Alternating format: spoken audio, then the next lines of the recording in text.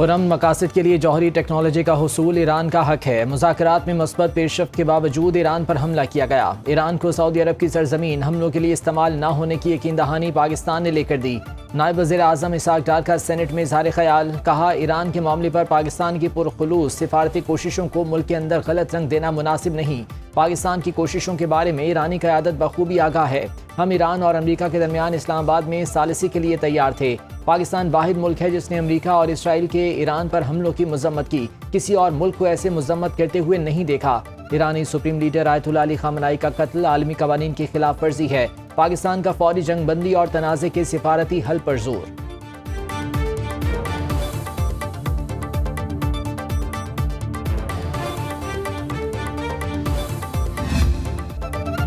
اسرائیل کا ایران پر بڑا حملہ، اعلیٰ قیادت کو ٹارگٹ کرنے کا دعویٰ۔ ایران کے عبور وزیر دفاع مجید بن رضا اسرائیلی اور امریکی حملے میں شہید۔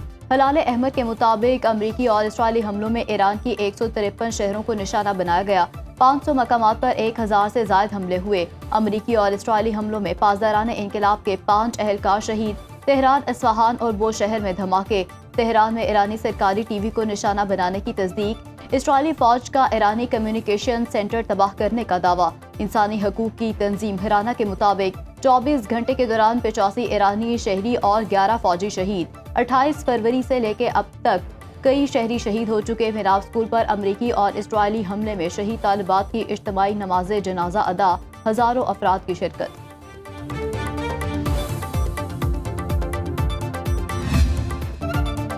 ایران کا وسطی اسرائیل پر میزائل حملہ، متعدد شہری زخمی ہو گئے۔ امریکہ کے 6 فوجی اڈوں پر ایرانی حملے، 450 میزائل اور 1140 ڈرون برسائے۔ ریاض میں امریکی سفارت خانے پر 2 ڈرون داغے، دھماکے کے بعد عمارت کو آگ لگ گئی۔ سعودی وزارت دفاع کے مطابق امریکی سفارت خانہ پہلے ہی خالی کرا لیا گیا تھا، عمارت کو جزوی نقصان پہنچا۔ ریاض کے ڈپلومیٹک کوارٹر میں بھی دھماکے۔ دبئی میں آسٹریلوی ایئر بیس المنہاد کو ڈرون سے نشانہ بنایا گیا۔ پاسداران انقلاب کا کویت میں عارف جان امریکی فوجی اڈے پر 10 ڈرون داغنے کا دعویٰ۔ بغداد میں امریکی فوجی اڈے کے قریب دھماکے۔ ایرانی پاسداران انقلاب کے commander in chief Ibrahim Jabbari کا آبنائے ہرمز سے گزرنے والے جہازوں پر حملے کا اعلان۔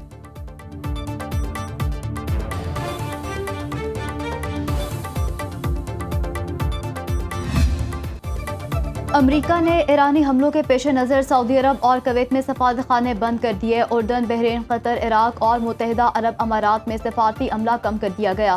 14 ممالک میں مقیم امریکی شہریوں کو فوری ملک چھوڑنے کی ہدایت۔ امریکہ اسرائیل ایران جنگ میں آئندہ 48 گھنٹے انتہائی اہم۔ امریکہ اور کینیڈا کا اپنے شہریوں کو اسرائیل اور مشرق وسطی کے 14 ممالک فوری چھوڑنے کا حکم۔ مقبوضہ مغربی کنارے اور غزہ کے لیے بھی سیکیورٹی ایڈوائزری جاری۔ یونان قبرص سے بھی امریکی اور کینیڈین شہریوں کو فوری انخلا کی ہدایت۔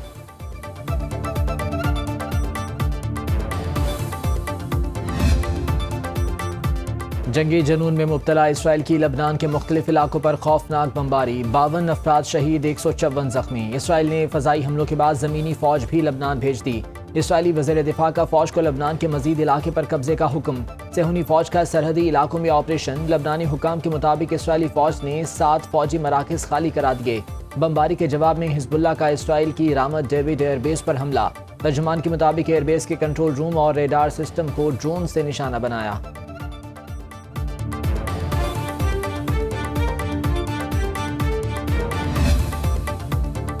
ایران بات چیت کرنا چاہتا ہے لیکن اب بہت دیر ہو چکی ہے۔ امریکی صدر ڈونلڈ ٹرمپ نے ایران کے ساتھ بات چیت کو مسترد کر دیا۔ کہتے ہیں ایران کا فضائی دفاعی نظام، فضائیہ، بحریہ اور قیادت ختم ہو چکے۔ ریاض میں امریکی سفارت خانے پر حملے اور امریکی فوجیوں کی ہلاکت کا بدلہ جلد لیا جائے گا۔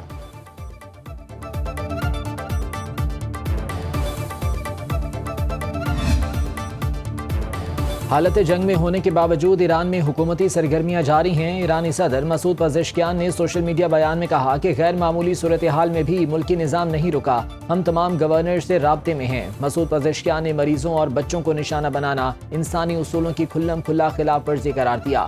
کہتے ہیں ہسپتالوں پر حملہ زندگی پر وار ہے، اسکولوں کو نشانہ بنانا قوم کے مستقبل پر حملہ ہے، دنیا کو اس کی مذمت کرنی چاہیے، ایران خاموش نہیں رہے گا۔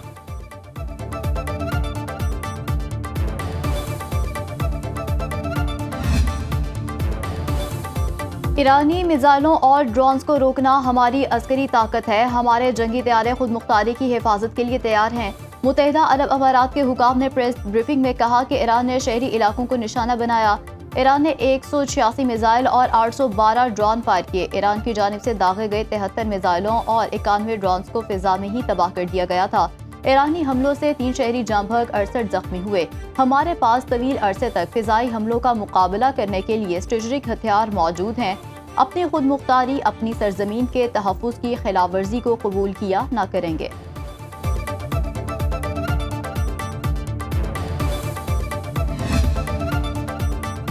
وزیراعظم کا کشیدہ صورتحال پر تمام سیاسی قیادت کو اعتماد میں لینے کا فیصلہ۔ اپوزیشن اور سیاسی جماعتوں کو مشرق وسطی جنگ پر کل ان کیمرہ بریفنگ دی جائے گی۔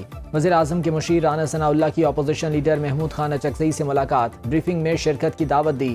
وزیراعظم شہباز شریف سے پیپلز پارٹی کے وفد کی ملاقات، خطے کی کشیدہ صورتحال پر تبادلہ خیال، موجودہ ملکی سیاسی صورتحال پر بھی مشاورت۔ اعلامیے کے مطابق وزیراعظم کا اہم فیصلوں میں ساتھ دینے پر پیپلز پارٹی سے اظہار تشکر۔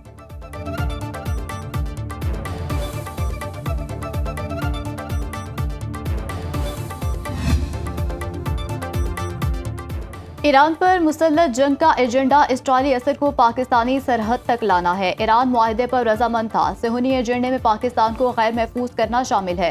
پاکستانی قوم کو سازش اور ازلی دشمنوں کے عزائم سمجھنے کی ضرورت ہے۔ وزیر دفاع خواجہ آصف کہتے ہیں، مسلم دنیا کو اپنی بقا کے لیے متحد ہونا ہوگا۔ صہیونیت انسانیت کے لیے خطرہ ہے۔ اسرائیل کے قیام سے آج تک مسلمانوں پر جو بھی قیامت ٹوٹی، اس کے پیچھے صہیونی سوچ ہے۔ بڑی طاقتیں صہیونیت کی یرغمال ہیں۔ وطن عزیز ایک ایٹمی طاقت ہے۔ پاک فوج کا لوہا دنیا میں مانا جاتا ہے۔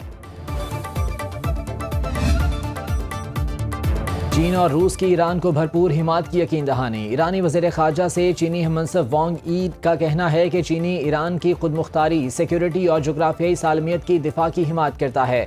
روس کی سلامتی کونسل کے نائب سربراہ اور سابق صدر دمتری میدویڈیف نے کہا کہ ٹرمپ نے ایران میں رجیم چینج کا پاگل پن ترک نہ کیا تو تیسری عالمی جنگ ہوگی۔ حملہ کر کے امریکہ نے ایرانی قوم کو متحد کر دیا۔ ایران جنگ سے امریکہ اور اسرائیل نے اپنے شہریوں کو زیادہ خطرے سے دوچار کر دیا۔ امریکہ سے نیوکلیئر تنازع ہوا تو ہیروشیما اور ناگاساکی پر حملے بچوں کا کھیل نظر آئیں گے۔